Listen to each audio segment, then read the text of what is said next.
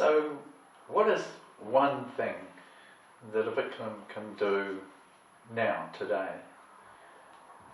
based on what you've been saying, to move themselves to empowerment? The one practical thing they can do is just to notice themselves in their own story.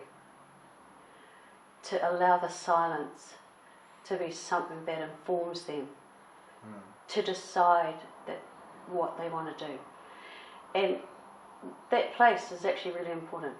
I think about an example where there was a person who had never experienced any form of inappropriate touching, and so when it happened, and in this particular case, there was someone who was a friend, who was an acquaintance. He came into the family just by, I'll call it chance. Recognised that the family was a close-knit family, was invited to stay over, was placed in the same bedroom with the boys. There were a few teenage boys. And so in the middle of the night, he began to actually touch them, inappropriately. None of those boys had ever experienced any kind of touching in that regard. So they didn't even do anything straight away. They actually waited it until kind of the morning. But the fact that they noticed that there was something that was just not right is really important. And then kind of noticing what should I do, just that takes a certain level of trust. So the fact that they then kind of go, well, who do I normally talk to? In this case, they could talk to the parents. It wasn't easy, but they could talk to the parents. And maybe and their step in this case was to talk to one another, as cousins, and say, this thing happened. And then the other could actually say, this happened to me. And then they could together go and speak to the parents. Sometimes in terms of this, we feel like, did this really happen? The shock of it is, in this case, that person wasn't able to, continue what he did. However, what happened in this case was, in a normal circumstance, if even the parents had realised what was going on, really, they would have reported it to the police. They just thought, oh, this person, they were a friend, an acquaintance. They felt sorry for him. He came into the house. He found a way to befriend the family.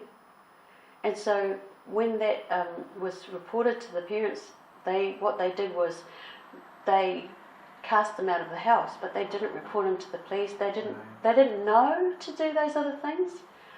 And so as far as they were aware, that was dealt with. There was no counselling, there was no follow-up in terms of, the boys.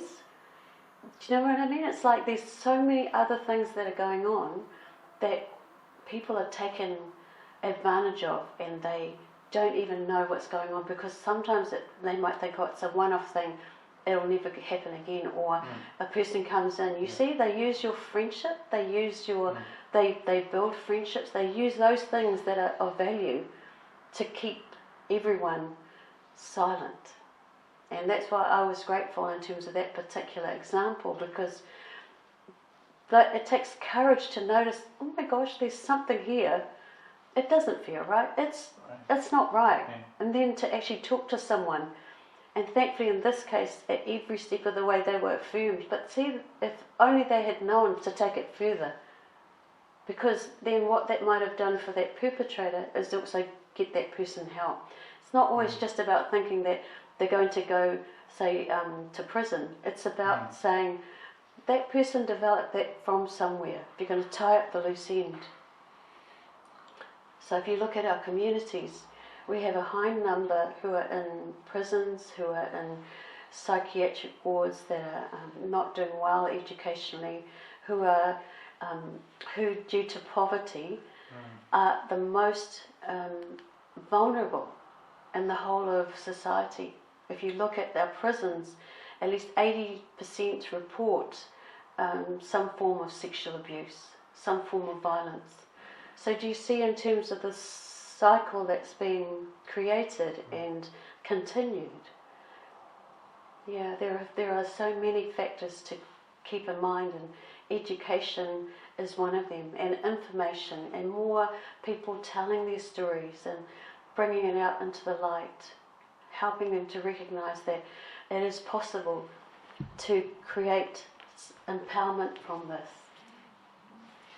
Kia ora, there's lots of lovely threads in that there, but thank you particularly for identifying that offenders need help too. A family needs help, and we, through that knowledge, have the ability to help both the offender and the victim.